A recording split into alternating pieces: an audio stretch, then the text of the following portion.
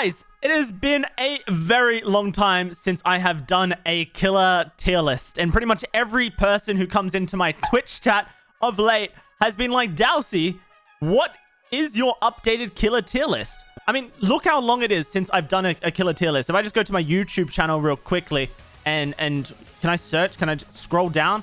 There we go. Let's scroll down. Holy crap. There's been a lot of videos since I potentially did a tier list. Where's the latest one? Here. 8 months ago. I'm slacking. So we need to update a tier list for 2021. But before we can do that, make sure that you click this funny little button right there. You see it? See it? See it right there? Click it.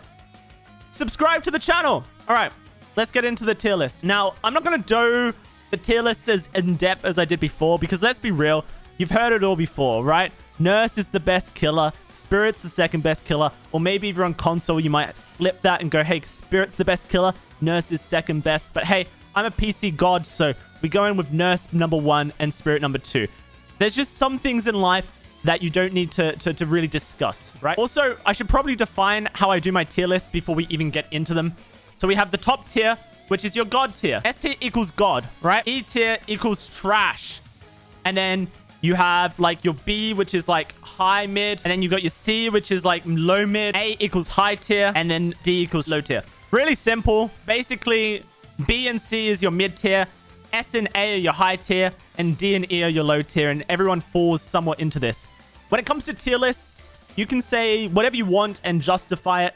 I'm sure some of you guys in the comment section have already skipped forward to the end to do just that. The way I rank my killers are based on rank 1 gameplay. I don't care about pipping. Once you hit rank 1, it doesn't matter if you get a plus pip, a double pip, a black pip. They're all the same thing. So the thing I care about is how quickly can you end the game? How consistently can you end the game? Are your chases quick or short? Do you have good map pressure? Can you get around the map quickly? Those are the factors that really matter to me when it comes to tier lists. I think it goes without saying that this is like a PC tier list. Like, I'm a PC player. I love you guys on console. You're my favorite people. Make sure you hit the subscribe button. But when you play on controller, there are limitations that certain killers don't face when you play on PC and mouse.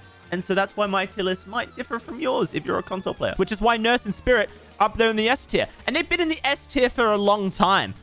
But today, they're going to be joined by 2 new killers. We'll get to that in a second. I want to get some things out of the way real quick. The worst killer in the game is Myers. I'm sorry, Scott Jund, but you're just wrong when it comes to Myers not being the worst killer.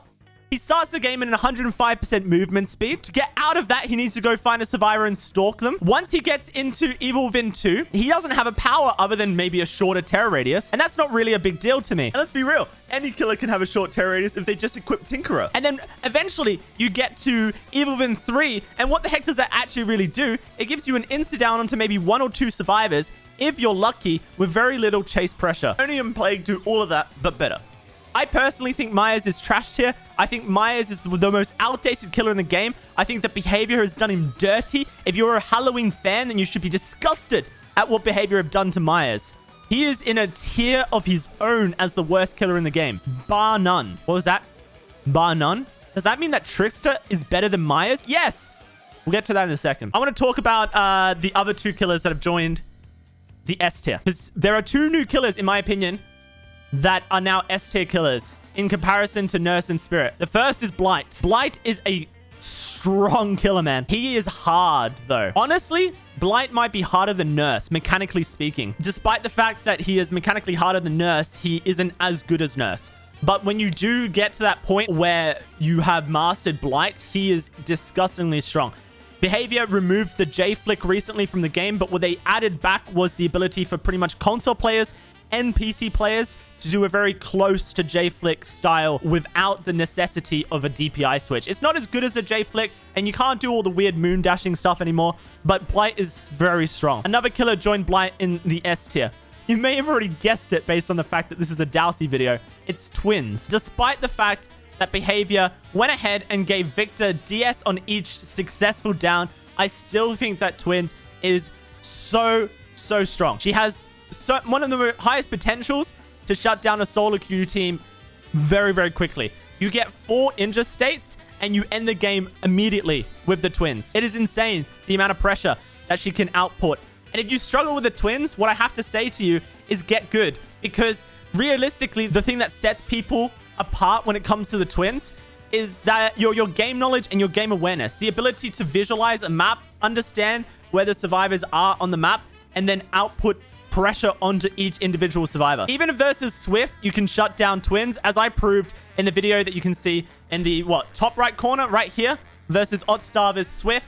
It doesn't matter if they're Swift on comms. There's different play styles that allow you to do well. So those are your S tier killers. Let's move on to the A tier.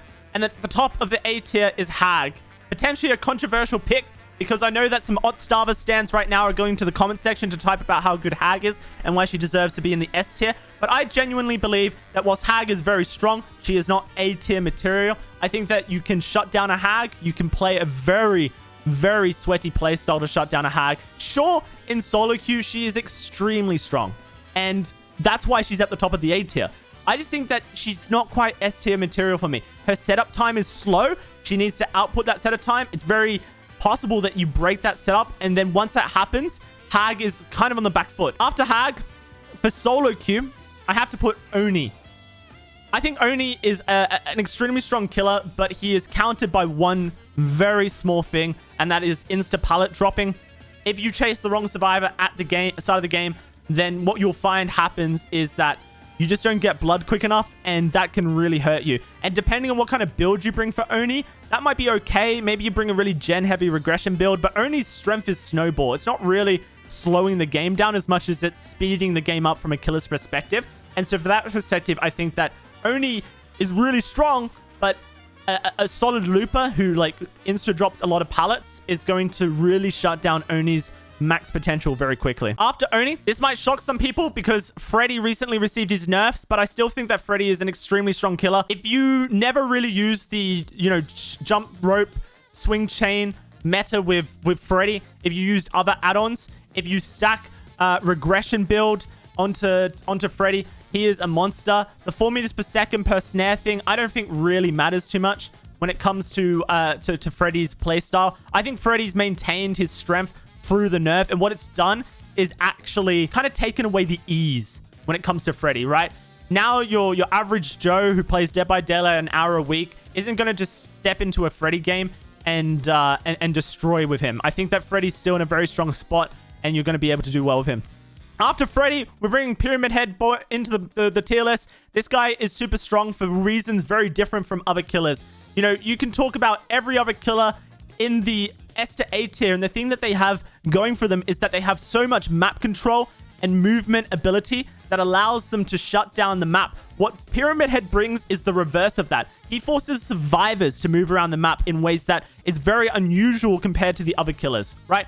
You've got 4 survivors grouped up in an area and you down them. Send the survivor to the opposite side of the map with Ruin active. That survivor's going to be in a cage for a long time. You're forcing map mobility out of the survivors, which is so strong. Not to mention, when you get really good with his power, you can shut down that 1v1 nice and quickly. I think that Freddy shuts down, Pyramid Head shuts down the game pretty well because of the fact that he moves the survivors around the board and can control where the survivors play. Rather than you trying to get to the survivors and react around them, you can actually start to force their hand quite a bit when it comes to movement. Now, I've been playing a lot of this killer recently, and I think that despite the fact that Behavior really took an axe to his neck after saying that he was in a good spot and that everybody loved him and that he was extremely counterable, had good counterplay, I still think that Hillbilly remains an A-tier killer. The problem with Hillbilly is that you now have so much skill cap involved with Hillbilly. Your average Hillbilly, probably not going to be an A-tier killer. But once you start, mastering the art of the chainsaw, I still think that Hillbilly does extremely well. And so we're going to keep Hillbilly at the A tier. But guess who's joining him right next to him? Right next to him. Bubba, a new addition to the A tier. Bubba is kind of an annoying killer to play versus right now. Reason being is that Bubba can kind of do the same thing as Hillbilly when it comes to tiles. With his chainsaw without any of the skill involved. And versus your average red rank team, you're going to go through pallets a ridiculous amount of time throughout the game. It's actually insane the amount of pallet 1v1 control and then area of control that Bubba can design for himself. You lock down a 3 or 4 gen with Bubba, you get the survivor hooked in it, you get rid of all the pallets in that area, and all of a sudden the survivors are dead. It is insane the amount of control that Bubba now has in the game, and so I think it's about time that he saw himself hand in hand with Hillbilly up in the A tier. All right, guys, We're going to be moving to the B tier next. And if your favorite killer didn't make it to the A tier, then you can click the dislike button right now. The top killer at the top of B tier now is Wraith. It is insane the amount of power Wraith now has in the game. He is shut down by one thing, and that's Spine Chill, in my opinion. But you have so much map control with Wraith. The only thing that is preventing Wraith from reaching the A tier is the fact that he doesn't have an in-chase mechanic. You can utilize your stealth uncloak as a chase mechanic, and it is definitely strong. But I do think that, you know, it's not as consistent as perhaps the other killers in the games. And so for that reason, I am bumping him down to the top of the B tier. But arguably, you could place him in A tier, and I wouldn't bat an eyelid. Wraith is just too good right now. Honestly, some people believe that Behavior have overtuned Wraith. And I don't think I agree with that statement, but I do understand where that is coming from. After Wraith, we have Huntress. Huntress is a monster. She is extremely strong. It is very difficult to loop a Huntress due to the fact that her hitboxes are still beach balls, and survivors struggle to understand where the survivor, where the hitbox actually is located. Especially if you're playing a female survivor. Sure, your hitbox is the same as Adam, for example, but she is so counterable. When you play versus a solid set of survivors, the 110 movement speed, without map control, without an ability to shut down survivors quickly because they're looping well, I do think that Huntress is justifiably just under the top of A tier. After Huntress, Demogorgon has made his way up in the tier list. This man is a monster now. His add-ons are so strong, but again, you can counter him pretty quickly. You know, the pallet looping, the dodging of shreds is very viable. It's a strategy that survivors struggle with, but they definitely can execute. His portal control is much better now. But still, the thing that I find with Demogorgon is despite how fun he is to play, how strong he is to play, he is shut down by solid gen control from survivors. Solid spread from survivors still shuts down Demogorgon. And so he is still very strong, but he has his weaknesses and they can be exploited. And that's why I'm not putting him any higher than this. After my good man, Demogorgon, I'm placing Plague. I think Plague is a killer that people underrate, but I'm not overrating her. I think she's very strong, but she's not so strong that she deserves to be any higher than this spot in the tier list. Plague's map control comes from the ability to keep survivors injured, control your health states, get very quick downs with your red bomb. And there are so many different playstyles to Plague the way you want to utilize her. She has a ridiculous skill ceiling because realistically her skill comes from game sense and awareness and what you can do with her green vom and what you can do with her red vom and how that can influence a game. So I really don't like placing Plague any higher than this, but I do recognize that she's a pretty strong killer, and that's why she ends up in the high mid tier, joined very shortly by Deathslinger. I mean, Deathslinger is a bit of a controversial pick. Some people genuinely believe that he's S tier, and I think that is absolute bollocks tofu. Where I would place him is in the B tier. Reason being is because whilst he's got great 1v1, he's just not a killer that can spread his power across a map. He's got great 1v1, and that's amazing, but how are you meant to control a largish map with Deathslinger when the survivors play efficiently and spread themselves out? You can definitely, absolutely, 100% shut down a solid survivor with Deathslinger. His ability to win the 1v1s is great, but I don't think that makes up for the fact that he has bad map control. And at least with like Huntress, for example, she can throw a hatchet at long range. She can catch up to a survivor who has started looping quicker by throwing a solid hatchet. She can hit cross-map hatchets to create pressure. Deathslinger's got none of this. And so I think this is a fair place for him. And to round out the B tier, my good man Doctor is coming in to say hi. Doctor is an extremely strong 1v1er. He also has a pseudo amount of map pressure and map control via his static blast, especially if you're running posts like Ruin, for example. Doctor is able to push survivors into a madness tier and allow him to shut them down, stop them from doing generators, actions, stuff like that, as well as shut down loops pretty well. I think that Doctor is deservedly a B tier killer.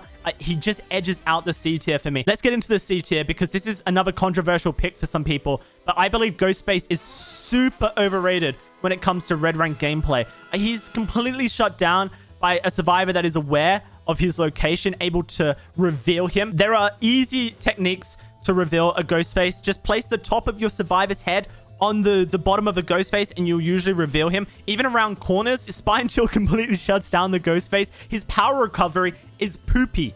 Actually poopy. And I think that I wouldn't place him any higher than low mid for me right now. After him comes Mr. Clown. Clown's in a great spot. Honestly, any killer that ends up S to C tier is in a really good spot and probably doesn't need any buffs or reworks, is how I'm kind of feeling about those killers right now. You know, your S to C tier are really solid killers, can play them fairly consistently at red ranks, but comparatively to the rest of the killer roster, Clown does kind of end up here in the C tier. His lack of map mobility, other than a couple of bottle tosses that you then have to reload to then be able to pressure the survivors, kind of makes him a killer that I think is undesirable, but he's pretty solid. He's got some good builds. He's quite fun. I think that he's very annoying to play versus, and sometimes the annoyance factor of a killer is able to shut down survivors more than anything. All right, chat. It is time. I'm putting him there. I genuinely believe that Trickster's skill ceiling is what is holding the majority of the Dead by Daylight community back when it comes to his power. He has so much lethality and a low to mid range.